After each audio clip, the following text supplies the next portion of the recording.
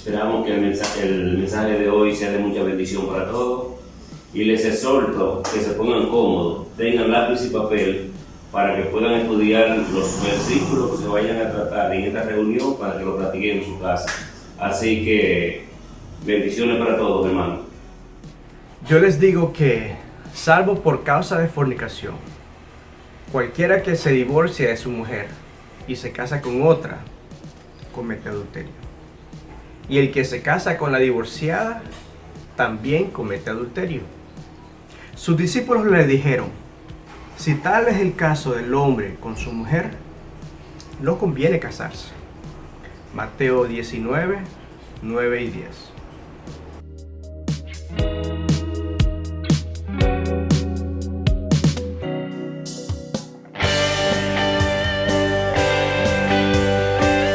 Vamos, no te quedes callado y cantemos el gusto de nuestro Padre.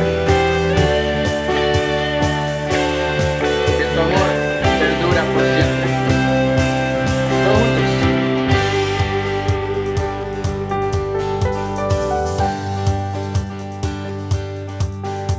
Doy gracias a Dios, mi Señor y Rey. Su amor perdura por siempre. Bueno es Él y reina en majestad. Su amor perdura por siempre. Honor a Él. Por su brazo firme y por su poder. Su amor perdura por siempre. Por nacer de nuevo en Él. Su amor perdura por siempre. Honor a Él. Honor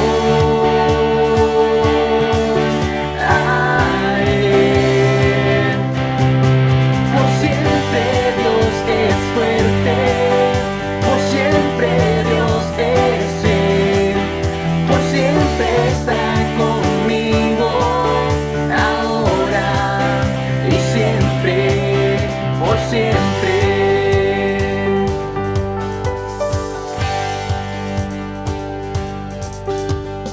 De la alborada a la puesta del sol, su amor perdura por siempre.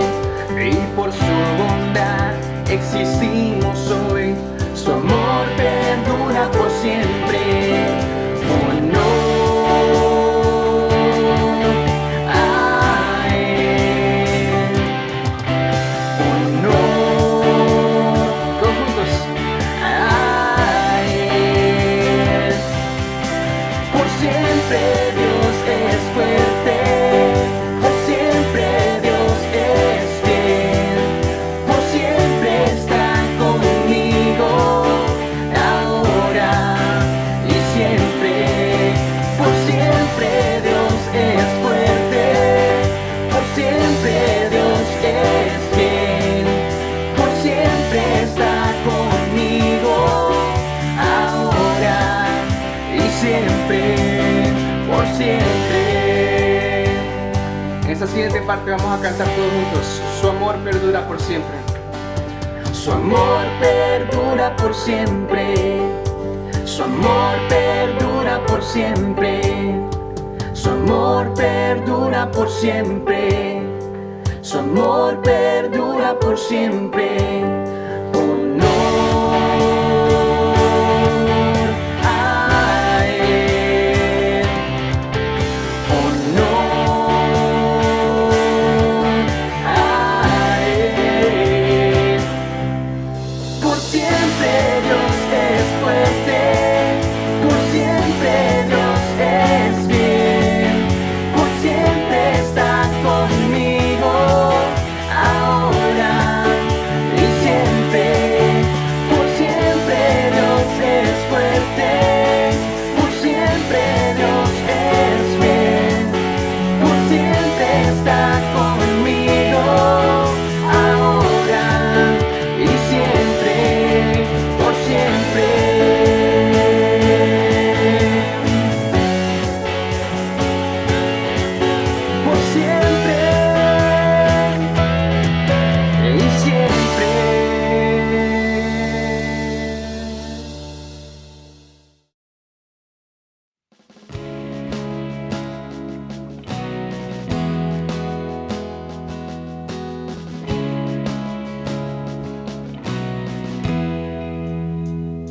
los débiles pueden decir, fuerte soy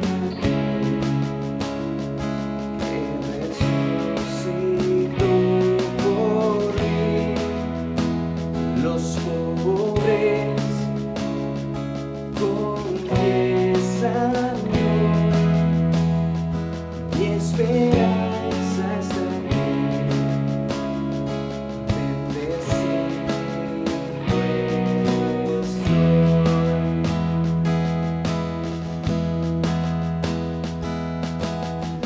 Que arda en nuestro corazón un fuego que consume todo por ti. Y con los cielos cantaré, eres el Rey. Te amo, Dios, te adoraré.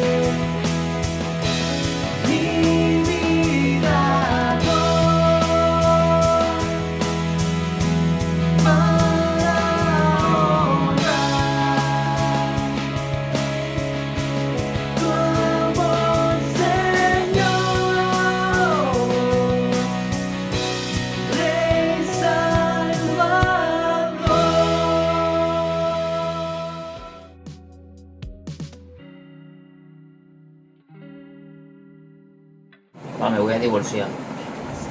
Demasiada pelea, demasiado show. Cada vez por cualquier cosita una pelea. Cuando no es por los niños, que por la renta, que por mi trabajo, que si me llama una amiga. No. Yo de verdad prefiero divorciarme. Yo no sigo así. Yo hubiera sabido y no me caso nunca. Yo me pregunto, ¿es que para el hombre y la mujer divorciarse tiene un plan? ¿Tiene licencia? Para Dios no, ese no es el plan de Dios. Tú estás bien equivocado. No, pero si yo hubiera sabido de verdad, si por cada complicación que hacemos y cada discusión que tenemos ella me va a hablar de divorcio, pues entonces imagínate tú. Yo sé que la situación es difícil, pero así cualquiera no puede, de verdad que sí. O sea que tú me estás diciendo que casarse no es malo, pero que hay que pensarlo 2 veces. Es que yo no quiero saber ni siquiera la causa o la razón para yo poder divorciarme. Lo que quiero tener siempre presente es que el principio divino de Dios es que Dios unió al hombre y la mujer para nunca separarse. Así que no me venga a mí con ese cuento. Y te digo algo, para esos discípulos en ese entonces, ellos entendían muy bien lo que era el divorcio y el matrimonio, que no era algo de entrar y salir así a la ligera. No, tú te equivocado. Por eso decía que tal vez era mejor no casarse. Así que apriétese sus pantalones y vaya a hablar con su mujer. Ora bastante, recuerda, no es nada fácil. Mateo 19, ¿verdad? Ay. Vamos a aplicarlo entonces.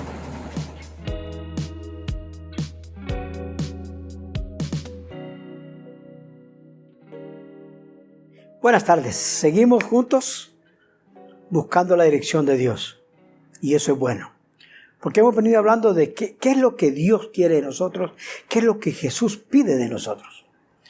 Y pienso que como todos, hombres o mujeres, o tal vez la mayoría, un día nos vamos a casar. Él quiere que al casarnos o estemos casados, nuestro matrimonio dure para siempre. Que nuestro matrimonio sea para toda la vida. Oremos. Dios, sabemos que tu deseo es que el hombre no esté solo, que un día se case. Así que la mayoría un día nos vamos a casar y queremos hacerlo siguiendo tus principios y queremos mantenernos en el matrimonio hasta que tú vengas o nos lleves. Señor, gracias por haber instituido el matrimonio. Para los casados por habernos dado una esposa y para los solteros porque les vas a dar un compañero, una compañera. En el nombre de Jesús. Amén. John Gray escribió un libro que se llama Los hombres son de Marte y las mujeres son de Venus. Y hasta tiene su eslogan. Dice, una guía definitiva para entender a tu pareja. A mí me gusta más lo que decía el pastor Adrian Rogers. El matrimonio es del cielo. Jesús, en el proceso de enseñarnos a los discípulos, nos habla del matrimonio. Y aunque parezca chocante para muchos, Jesús habla del matrimonio, habla del divorcio y habla de casarse de nuevo. ¿Por qué habla de eso? Porque eran cosas que estaban ocurriendo. En su tiempo había gente que se estaba casando, había gente que se estaba divorciando, había gente que se estaba casando de nuevo. O sea, lo mismo que está pasando hoy, aquí entre nosotros, es lo mismo. Su manera de tratar estos asuntos hace que muchas personas, pero muchas, se sientan ofendidos. Otros, al escuchar sus palabras, se sienten culpables. Hay quienes se sienten desubicados. Se pueden algunos hasta sentir tristes y desanimados, creyendo que con lo que han hecho de su vida ya no tienen ningún chance, que hasta ahí llegaron.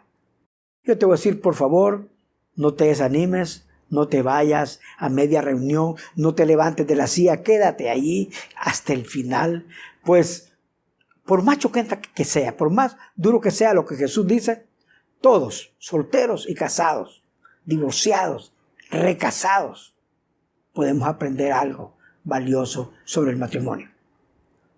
Para empezar, quiero decirte que estos versos que vamos a leer durante los primeros 300 a 500 años, para la iglesia cristiana, estos versos no eran versos problemáticos. Los cristianos de los primeros 3 a 5 siglos tomaron literalmente estas palabras de Jesús y las obedecían a la letra. Los matrimonios cristianos eran tan fuertes y tan sólidos que eso sirvió como un imán, como un atractivo a las personas al cristianismo, especialmente las mujeres, porque el matrimonio cristiano era un lugar muy seguro, principalmente para la mujer. Para los cristianos, el matrimonio era algo tan, pero tan permanente como la salvación. O sea que una pareja no se podía separar, no se podía salir de su matrimonio de la misma manera en que no podía perder la salvación. El matrimonio cristiano era tan sólido que impresionaba a todos los paganos, romanos, griegos y de cualquier cultura.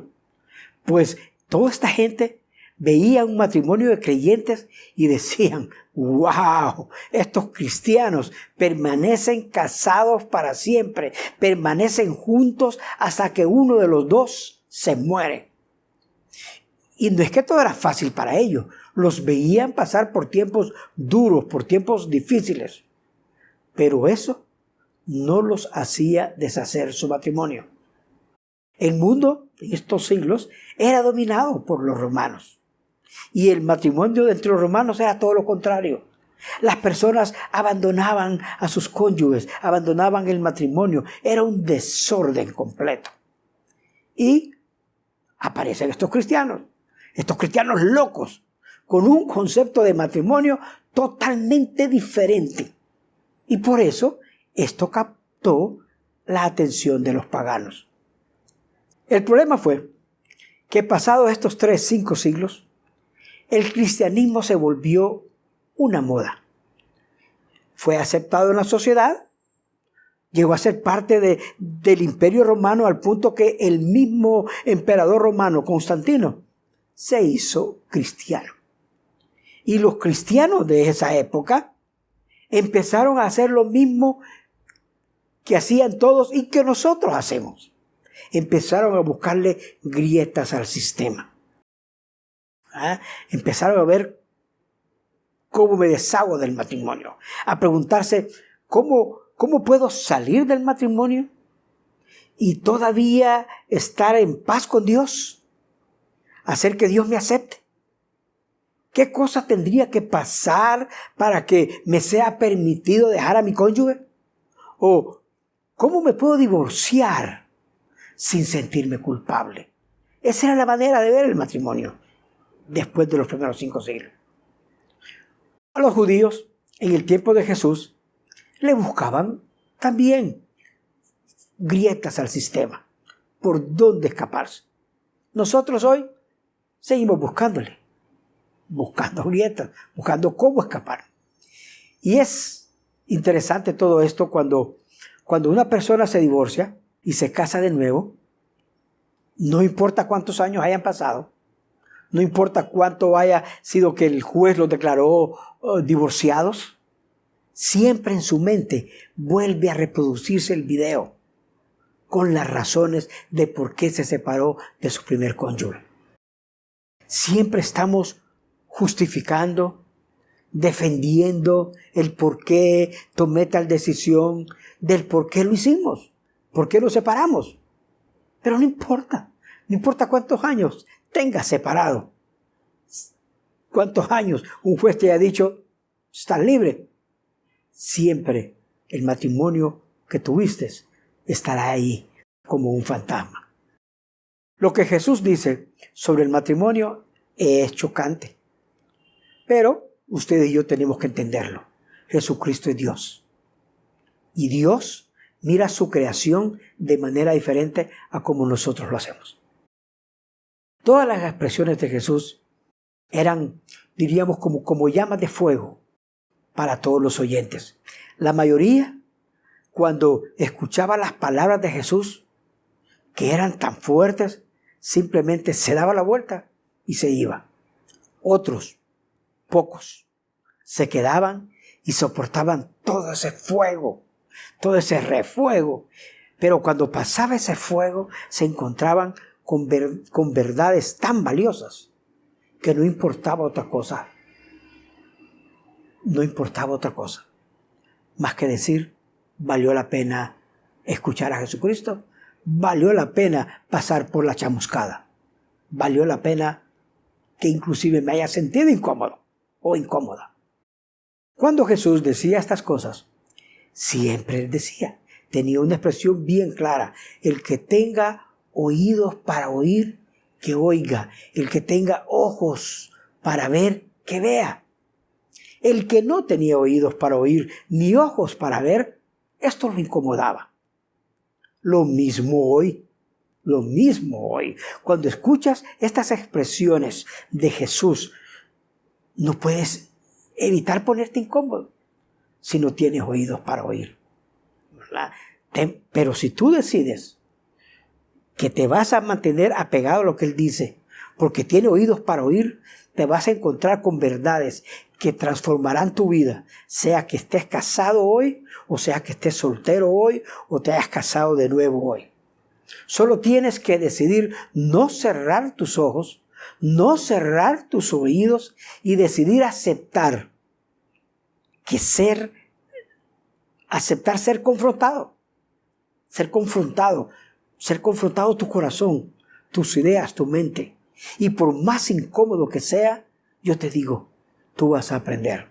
Tú vas a aprender algo bueno, algo noble, algo digno sobre el matrimonio. De nuevo, no importa si eres soltero o eres casado por primera vez, o por segunda vez, o incluso por tercera vez. Vas a descubrir cosas que son valiosas para el matrimonio, para tu matrimonio. La razón fue que Dios, que en el principio Él creó el matrimonio. Y aunque nosotros le ponemos cosas y le ponemos reglas, eso no lo cambia. Porque lo que Dios creó no se cambia. La razón por la cual el matrimonio está tan dañado, tan destrozado hoy, no es culpa de los abogados, o de los jueces, o del gobierno, o de los medios de comunicación, la televisión o el cine. La razón principal por la que el matrimonio está tan mal hoy es porque la iglesia decidió hace mucho tiempo poner de lado las enseñanzas de Jesús sobre el matrimonio por considerarlas imprácticas, por considerarlas duras. Dijo, quitémoslas. Lo que Jesús dijo sobre el matrimonio y el divorcio fue tan pesado que sus mismos discípulos, los más cercanos de Él, se vieron obligados a preguntarle. En Mateo 19, verso 10, dice que sus discípulos le dijeron a Jesús, le dijeron, si es tal la condición del hombre con su mujer, no conviene casarse. Si después de lo que hablemos hoy, tu pensamiento es, si así es la cosa, más me valía no haberme casado, quiere decir que entendiste exactamente lo que estaba diciendo Jesús, porque sus discípulos lo entendieron, por eso le dijeron eso. Jesús cuando habló esto del matrimonio no se justificó, ni con ellos ni con ninguno. En ningún momento Jesucristo quiso suavizar la cosa, sino lo que les dijo fue lo siguiente: hay personas que pueden manejar la verdad, hay otros que no. Sus enseñanzas sobre el matrimonio y sobre el divorcio están en el Sermón de la Montaña, en el Sermón del Monte. Sabemos que el Sermón de la Montaña es en extremo radical, pero vale la pena ponerlo en práctica. Cuando alguien me dice a mí me encanta el Sermón de la Montaña, ay, qué lindo el Sermón de la Montaña, a mí en lo particular me da la impresión que no lo ha entendido. Porque muchos creen que el Sermón de la Montaña solo son los primeros versos, ¿verdad? Pero no, el Sermón de la Montaña son los 3 capítulos de Mateo. Mateo 5, 6 y 7, completos. Y no es lindo porque eso de si tu mano te hace pecar, córtatela. Si tu ojo te hace pecar, sácatelo. Si insultas a tu hermano, es como si lo hubieras matado. O a cualquiera que te pida, dale. O cuando Jesús te dice, ama y aún ora por tus enemigos. Eso no es decir me encanta, eso no es para decir qué lindo. Lo que ahí Jesús nos enseña a nosotros en el Sermón de la Montaña es que ¿cómo sería tu vida? ¿Cómo sería mi vida si ustedes y yo tuviéramos una fe completa, una fe total y perfecta en Él? Es creer que hay un reino más allá de esto que vemos. Es creer que hay un sistema de valores mejor que este en el cual vivimos. Jesús nos presenta el extremo y nos dice, esto es la realidad como la ve Dios.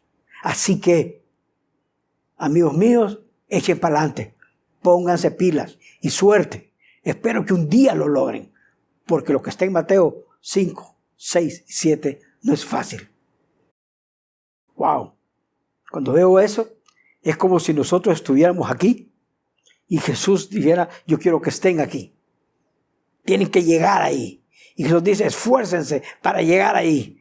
Y yo te digo, no es fácil, pero cuando nosotros seguimos a Jesús y empezamos a madurar, empezamos a caminar y que empezamos a estar más cerca de aquello que Jesús demanda de nosotros y lo expone en el Sermón de la Montaña. Mateo 5, verso 27, dice Jesús, ustedes han oído que fue dicho, no cometerás adulterio. Y yo te digo, claro que lo habían oído, claro que lo habían oído. Esto es parte de la ley de Dios. Todos lo habían oído. Y dice Jesús en el 28, pero yo les digo, y ojo, de nuevo, cuando Jesús dice esto, pero yo les digo, lo que Jesús está diciendo es, aquí vienen los verdaderos estándares, aquí vamos. Jesús nos dice, pero yo les digo que cualquiera que mira con deseos a una mujer, ya adulteró con ella en su corazón, ya se acostó con ella en su corazón. Y dice el verso 29, por tanto, si tu ojo derecho te hace caer en pecado, sácatelo y deshazte de él, tíralo. Es mejor que se pierda uno de tus miembros y no que todo tu cuerpo sea echado al infierno. Verso 30, y si tu mano derecha te hace caer en pecado, córtatela y deshazte de ella. Es mejor que se pierda uno de tus miembros y no que todo tu cuerpo sea echado al infierno. Jesús habla de estas cosas y las habla de manera radical. Y después de hablar estas cosas, Jesús no paró de hablar. Después de hablar del adulterio, de la infidelidad, de la traición, no dio espacio ni siquiera para que le hicieran preguntas. Jesucristo continúa hablando y cuando llega al verso 31 dice, también fue dicho, cualquiera que se divorcia de su mujer debe darle un certificado de divorcio. Y el divorcio, como ven aquí, era algo exclusivo de los hombres. La sociedad era dominada por los hombres. La mujer, ninguna mujer, tenía derecho a darle carta de divorcio, a divorciarse del marido. No podía. Solo el hombre podía divorciarse.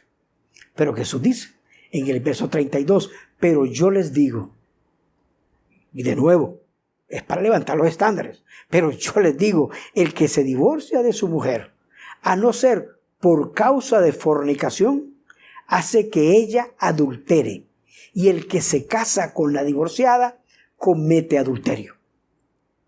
Fíjense bien cómo lo pone Jesús.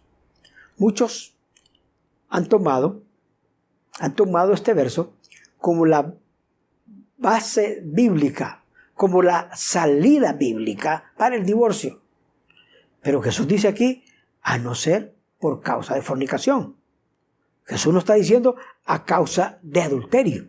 La palabra que Jesús usa aquí en el griego, en el término original es porneia, que significa fornicación. De ahí, de la palabra porneia, viene la palabra pornografía. Jesús se refiere a separarse de la mujer, divorciarse de la mujer, solamente en el período del compromiso.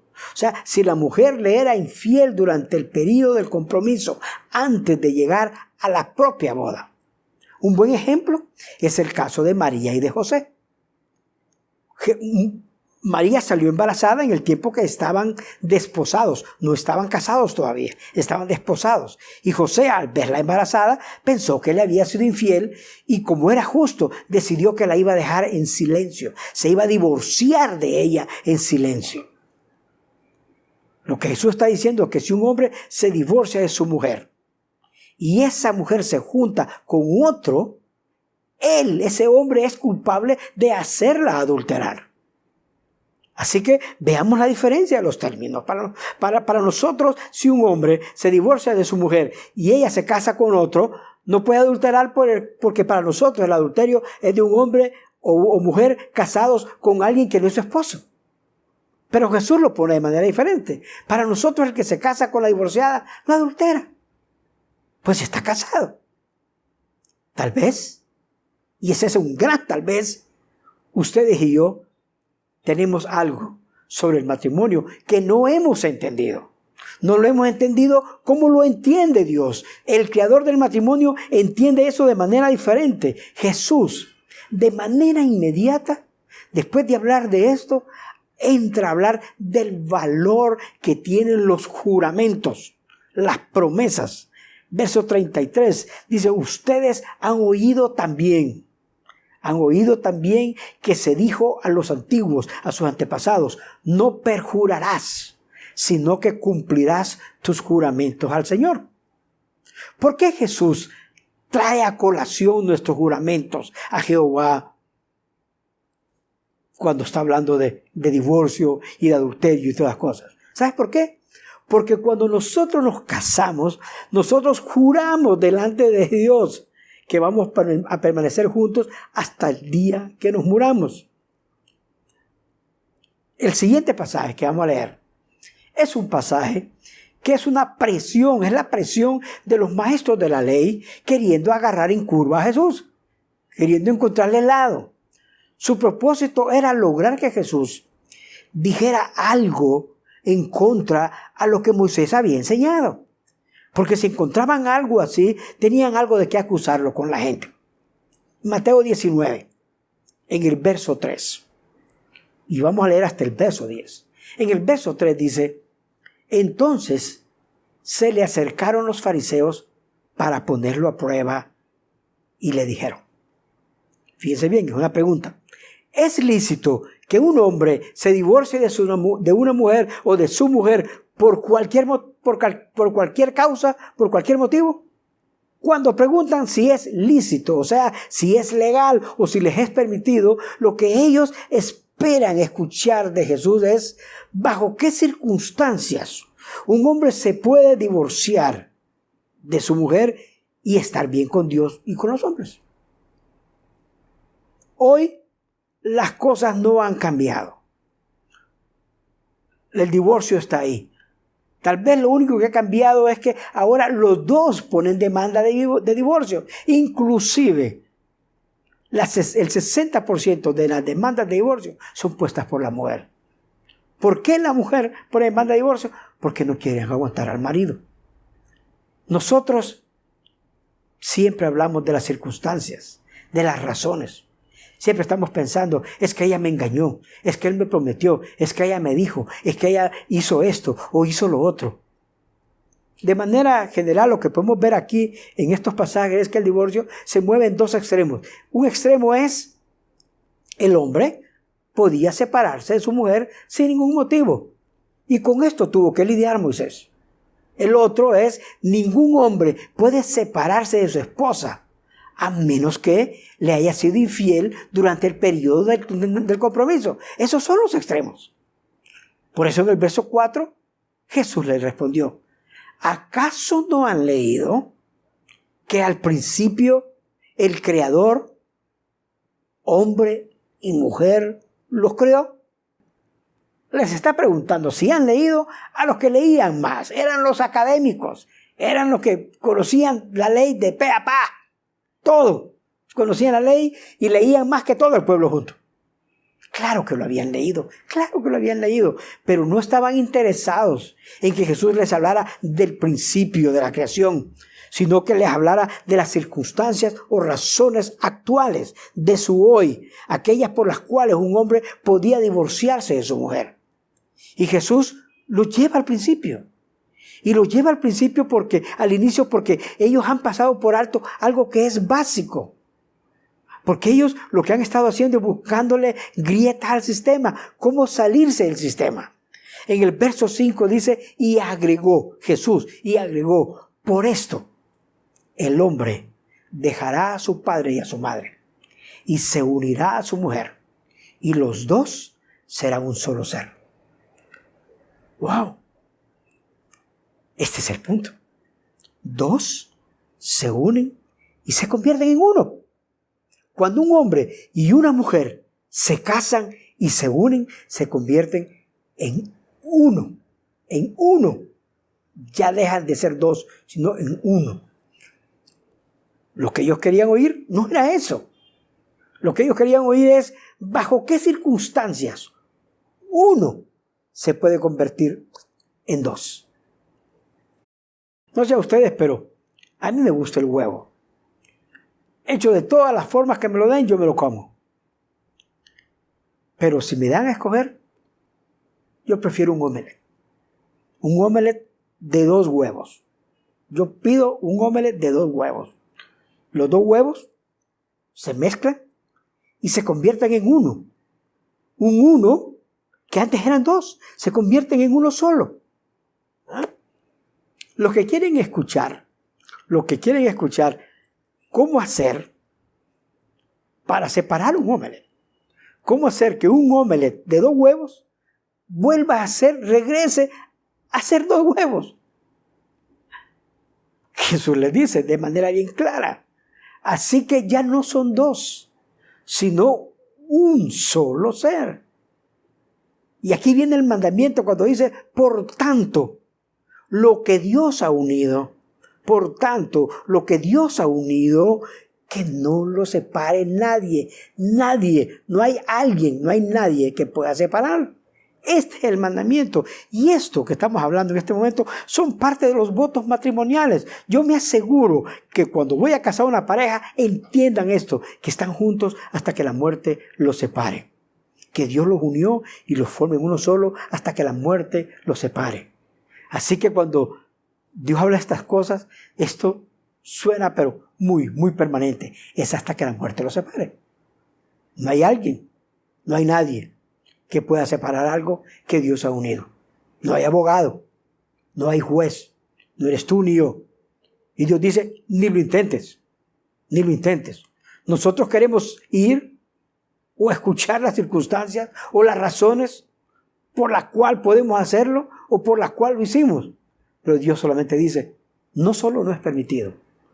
Dios dice, no es posible. Nadie puede separar lo que Dios unió.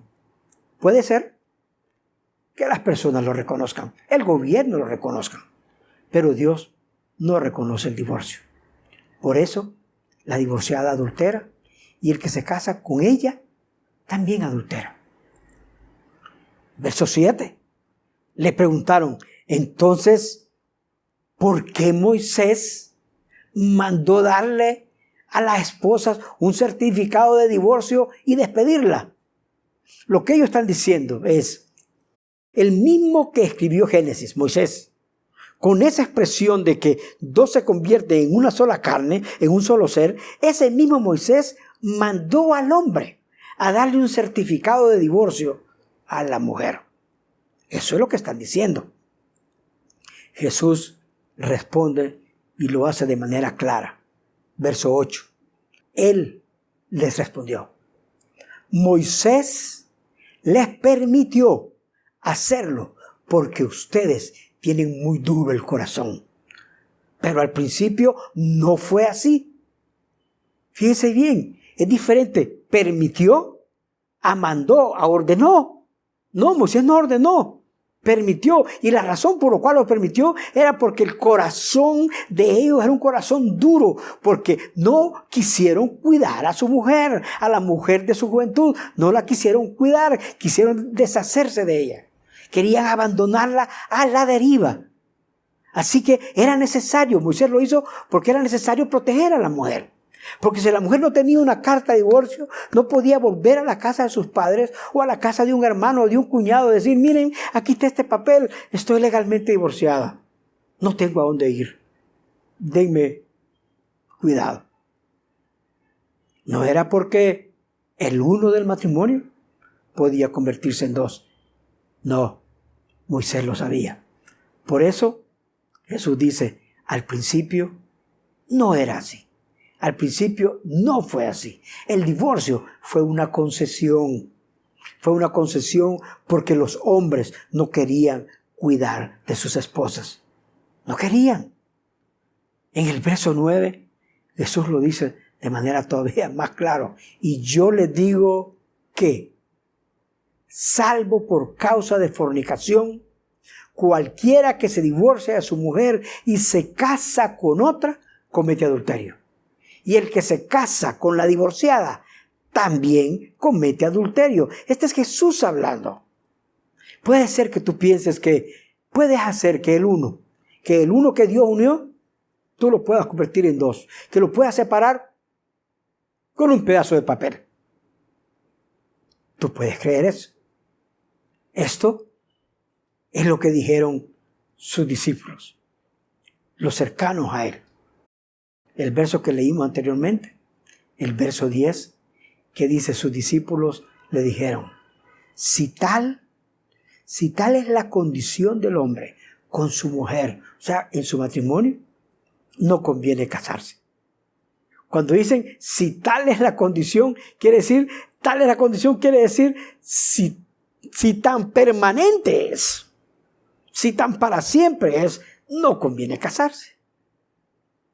Es necesario que nosotros veamos todo el contexto de esto, para que no juzguemos a Jesús, para que entendamos las enseñanzas de Jesús. En esto que hemos leído, pareciera como que Jesús agarró del cuello y agarró de encargo a los divorciados, como que Jesús no quiere saber nada de los divorciados. Puede ser tomado inclusive como que Jesús tiene una actitud condenatoria hacia los divorciados. Pero yo te digo una cosa, Jesús nunca condenó a nadie. Juan 3:17 dice, porque Dios no envió a su Hijo al mundo para condenar al mundo. Dios no mandó a Jesucristo al mundo para condenar al mundo, sino para que el mundo sea salvo por él. En los evangelios vamos a encontrar a Jesús no condenando a las personas. Por ejemplo, a Jesús le llevaron una mujer encontrada en adulterio. Jesús no la condenó. E hizo inclusive que todos se sintieran culpables y entendieran que eran tal culpables y ninguno la condenó. Así que él tampoco la condenó. Lo único que Jesús le dijo fue, vete y no peques más. Este es el Jesús que dijo esto en Mateo 19.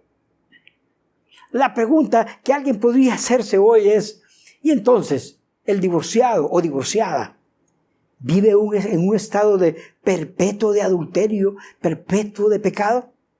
Alguno podría pensar, wow, ¿será que debo salirme de mi segundo matrimonio para arreglar el asunto en el primero? Y yo te voy a decir, no. Mira las Escrituras. Pablo dice que en el estado en que tú encontraste a Cristo, quédate. Si eras libre, quédate libre. Si eres esclavo, no intentes liberarte. Quédate como estás. Soltero, quédate soltero. Casado. Si puedes casarte, cásate. ¿Ah? Alguien podría decir inclusive, ¿cómo quedo frente a la iglesia? Y yo te digo, ¿sabes cómo queda frente a la iglesia? Igual que el resto de nosotros. ¿Sabes por qué? Porque todos somos pecadores. El mismo Jesús dijo que el que vea a una mujer y la desee ya ha cometido adulterio en su corazón.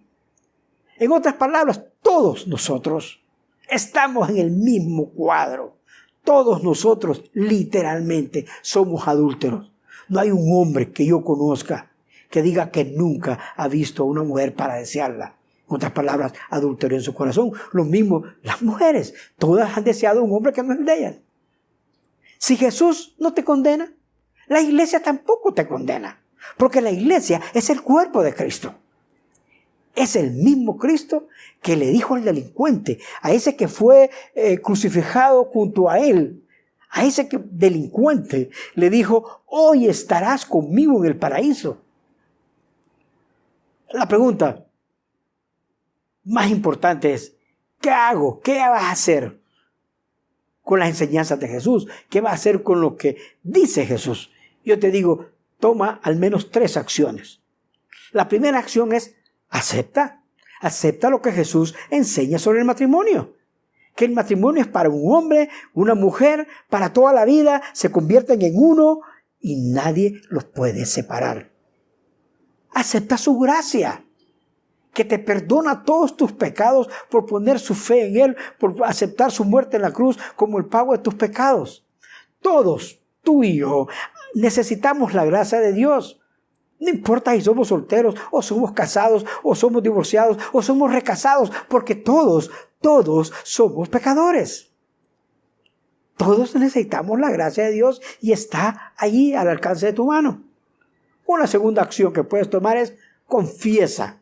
Confiésale a Dios que has fallado, que has vivido fuera de sus principios. Dile, Dios, he fallado, no he vivido por tus principios, perdóname por todas mis fallas, por todos mis pecados. Y de aquí en adelante, decide amar a tu cónyuge como debes hacerlo. Decide que de hoy en adelante vas a obedecer a Dios en lo que Dios te dice. No te escudes en las circunstancias. No le busques grietas al sistema, porque el sistema de Dios no tiene grietas. Y tercera acción que puedes hacer es pedir. Pídele a Dios que te dé fuerzas para seguir adelante. Pídele a Dios para que te dé fuerzas para aplicar sus principios, viviendo en su gracia. Para mí, uno de los ejemplos más grandes de la gracia es el caso de David y Betsabé. David se acostó con una mujer casada.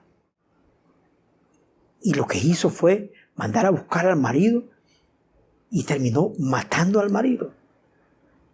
Este es un caso de adulterio, de mentiras y hasta de asesinato.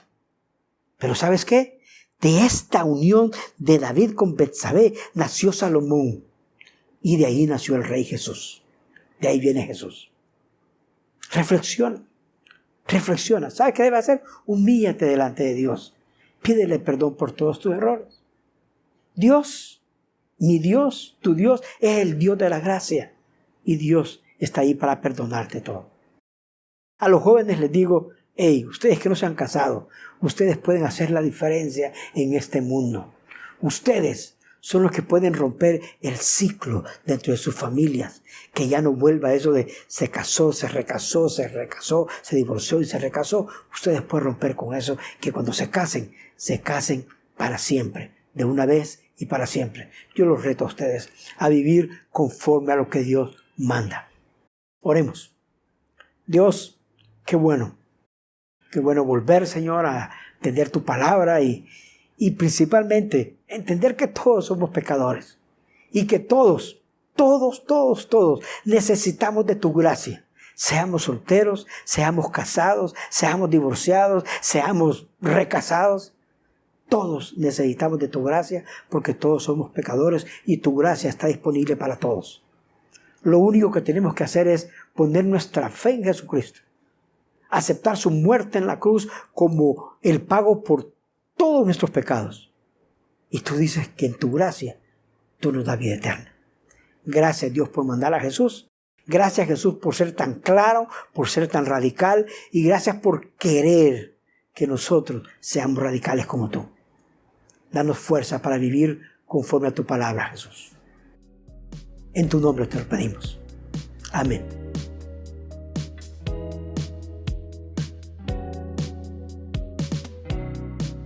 Buenas tardes, hermanos. Quiero compartir con ustedes algunos anuncios.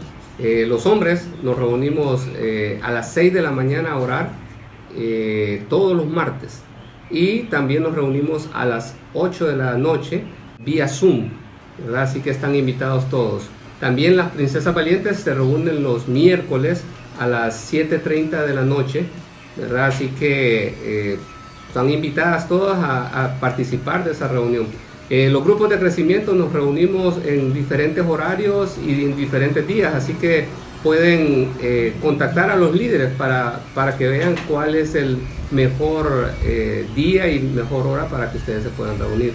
También quiero invitarles a que podamos dar nuestros diezmos y nuestras ofrendas. En la parte de abajo está el número, la cuenta de banco, ¿verdad? Para que puedan depositar sus diezmos y sus ofrendas, y en caso de que no puedan hacerlo vía depósito, pueden contactar a sus líderes para ver de qué forma pueden hacer llegar sus diezmos y sus ofrendas. Y bueno, un anuncio muy importante es que este domingo 4 de octubre tendremos nuestra reapertura de la iglesia, así que hay un video en este momento que vamos a verlo para que le pongan atención. Hay ciertas reglas que tenemos que cumplir, así que pónganle atención al video y hermanos, que Dios les bendiga.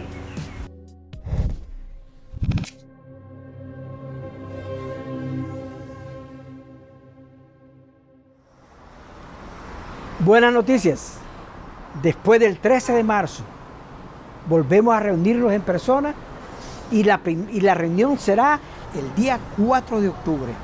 A las 10 de la mañana vamos a abrir nuestra puerta y vamos a entrar, pero vamos a seguir reglas. Así que pon atención.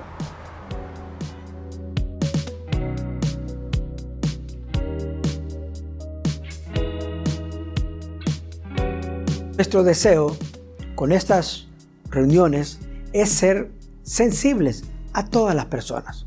Porque hay dos tipos de personas: aquellos que anhelan reunirse en persona y aquellos que lo anhelan pero no pueden hacerlo por razones de edad o por razones de salud. Así que nosotros vamos a seguir el protocolo que nos ha sido impuesto por el Ministerio de Salud y también que ha sido sugerido por la misma Organización Mundial de la Salud. Todos nosotros somos mandados a someternos a reglas para proteger a las demás personas y protegernos a nosotros mismos. Inclusive es una manera de respetarnos. Estas van a ser las reglas para nuestras reuniones durante la pandemia. Número 1, no habrá cuidado de niños. Pon atención, no habrá cuidado de niños. Los niños pueden estar presentes, claro, los padres los pueden traer, pero deben estar bajo su cuidado y bajo su control, de tal manera que los niños no sean una distracción durante la reunión. Número 2, las personas mayores y con condiciones preexistentes de salud, o sea, problemas cardíacos, diabetes, asma, etc. A estas personas les sugerimos quedarse en casa. Para todos ustedes que por una u otra razón tienen que quedarse en casa, vamos a continuar con nuestra reunión en YouTube y en Facebook a las 6 de la tarde todos los domingos. Se van a poder conectar y van a poder estar junto con todos nosotros. Número 3. El uso de mascarilla es obligatorio durante todo el tiempo que permanezcamos dentro del local de la iglesia. Todo el tiempo. Número 4. Desinfectante y manitas limpias. Al momento de entrar habrá una persona lista para ponerte gel antibacterial en las manos, para tomarte la temperatura, para poder verificar que vienes con tu mascarilla. Número 5. Llegar a tiempo. Vamos a comenzar con una reunión. La reunión comienza a las 10 de la mañana y abriremos el salón a las 9:45. Hay que llegar a tiempo. Número 6. Distanciamiento físico. Las personas, los sugieres, les ayudarán a sentarse de manera estratégica. Las familias pueden estar juntos y dejar espacio entre sillas para otras personas que vengan solas. Debemos guardar esa distancia en todo momento dentro del edificio, sin importar que quieras saludar a alguien de lejitos, es lo mejor. Número 7. Permanece en el salón de reuniones. Normalmente, al terminar la reunión, nos sentamos para platicar y disfrutar de la compañía mutua. Mientras dure la pandemia y debido a lo encerrado de nuestro local, no se puede tener comunión dentro del local de la iglesia. Se sugiere hacerlo en el parqueo o hacerlo en los lugares abiertos, aquí cerca de la Plaza Atala. Número 8. Tomar notas en la reunión. Les avisamos, no habrá boletín. Por lo tanto, les sugerimos, les recomendamos a cada uno de ustedes traer su propia mascota y su propio lapicero para evitar el contacto. Número 9. La salida del salón al final de la reunión. Al terminar la reunión, saldremos en orden, comenzando por las filas más cercanas a la puerta. Los que estén atrás salen primero y después los otros van saliendo. Al final, algunos nos vamos a quedar, pero nos vamos a quedar limpiando y desinfectando el lugar. Número 10. Cualquiera que sea tu síntoma, es mejor quedarse en casa. Así te cuidas a ti mismo y cuidas a los demás. Y vas a poder disfrutar del mensaje tranquilamente en tu casa, ya sea por Facebook o por YouTube. Nos vemos el domingo 4.